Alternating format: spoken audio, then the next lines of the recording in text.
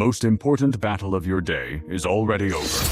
You lost it before your feet touched the floor. Here's what that's costing you, and the 10-second fix the Sufis discovered 800 years before smartphones existed. Think about what that moment actually looks like. You wake up.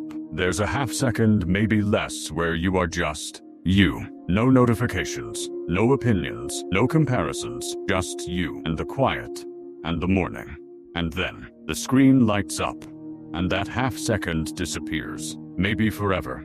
You tell yourself you're just checking the time, but 20 minutes later you're watching someone's vacation, feeling vaguely inadequate about your own life, and you haven't even stood up yet. So let me ask you something honest. When was the last time you owned your first 5 minutes? By the end of this, I'm going to give you one 10-second practice that costs nothing, but the Sufis believed it was worth more than an hour of discipline. The Sufis believed something most people have forgotten. Every morning, there is a brief moment when your heart is completely clear, before the world enters, before the noise begins. They called it Safa al-Qalb. And what you're about to discover is that your phone has been stealing that moment for years. For 2 seconds, stay with me. The Sufis believed there is a brief moment every morning when the heart is completely clear. They called it Safa al-Qalb, not clarity like organization, not clarity like productivity, clarity like stillness, the state where you can actually hear yourself, where your own voice is louder than the noise around you. The Sufis believed that this clarity is most available in one specific moment, the moment between sleep and full waking. They called it the threshold state, the moment when the soul is closest to its own surface, before the world rushes back in. Now think about what we do with that moment. We hand it immediately, automatically, without even deciding, to an algorithm that has been engineered since 2008 to make sure we never feel that stillness again. We give away the most sacred moment of the day before we even know we had it. Picture this. It's 7:14 a.m. Your alarm went off 4 minutes ago. You're in that soft, warm, almost sleep. Your mind is quiet.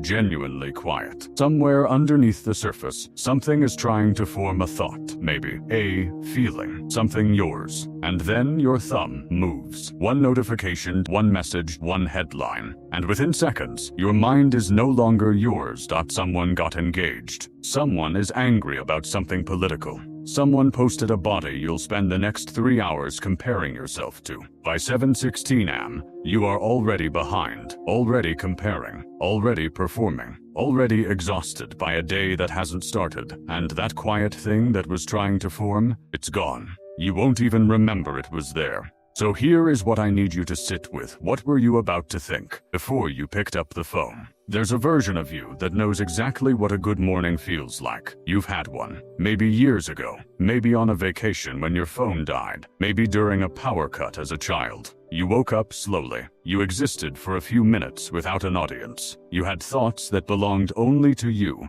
That person still exists. Delete everything between. And you felt, what's the word, like yourself. That person still exists. But every morning, before they get a chance to wake up fully, you hand their attention to strangers. You let the algorithm write the first page of their day. And then you wonder why by noon, you feel like you're living someone else's life. Here is the truth that is going to stay with you. You don't have a morning routine. You have a surrender routine. Pause for a second. When was the last time you spent 5 minutes awake before consuming something, not checking, not scrolling, not reacting, just existing? Tell me in the comments, what's the app that gets your first 10 seconds? I want to know what we're up against. If you're still watching right now, I want you to notice something. You haven't checked your phone in at least 4 minutes. Notice that nothing terrible happened. How does that feel? Not the absence of the phone, the presence of yourself. That quiet discomfort you might be feeling right now, that slight restlessness, that is withdrawal. Real, measurable, neurological withdrawal from a device you've had for less than 15 years. Drops to almost a whiz. And if that doesn't tell you something important about the battle you're in, I don't know what will. But here is what I need you to understand. This is not about willpower. This is not about discipline. This is not about being weak or lazy or spiritually broken. The engineers who designed your morning feed spent billions of dollars and hundreds of thousands of hours figuring out exactly how to own the first moment of your day. The people building these platforms understand one thing extremely well. The first thing that captures your attention often shapes everything that follows. They knew before you did that the first thing a waking mind reaches for becomes the lens for the entire day, and they made sure that lens was theirs. So no, you didn't fail your morning. You walked into an ambush that was set before you opened your eyes. Your alarm didn't wake you up, it woke them up. Every morning, there is a race.you versus the algorithm. Whoever arrives first writes the day.you came second. And your soul, that quiet thing that was trying to form at 7:14 am, is still there, still waiting, still trying. Every single morning, it tries again. That is not weakness, that is extraordinary resilience. So here is what we're going to do. Not an app, not a 30-day challenge, not a productivity system. One practice, 10 seconds, right now. The Sufis called the practice of guarding the threshold state Hifz al-Waqt, protecting the moment. Tomorrow morning, when your alarm goes off, low down completely. Don't move,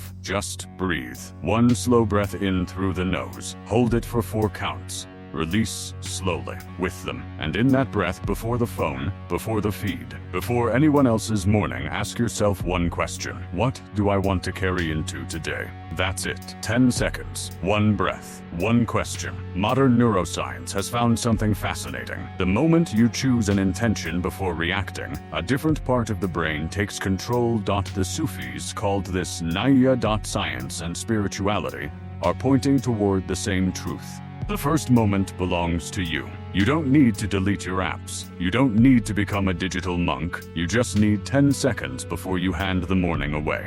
Imagine what changes. Not in 30 days, not after a detox, just tomorrow morning. You wake up, you breathe, you ask the question, and for 10 seconds, the morning is yours. Not the algorithms, not your notifications, yours. That quiet you feel in those 10 seconds, that is Safa al-Qalb. The clarity of the heart, the thing you were promised you'd have if you could only be more disciplined. But it was never about discipline. It was always about arriving first, arriving to your own life before anyone else does. If this landed somewhere real tonight, I've put together something quiet for you in the description. I'm calling it the Fajr al-Nafs protocol. Fajr means dawn, Nafs means self. 5 mornings to reclaim your own dawn. 5 practices. Each one builds on the last. No sales, no noise. Just a gentle structure to help you arrive to yourself a little earlier each day. It's there whenever you're ready. Tomorrow morning, before you touch your phone, remember this. For a few seconds, your life belongs entirely to you.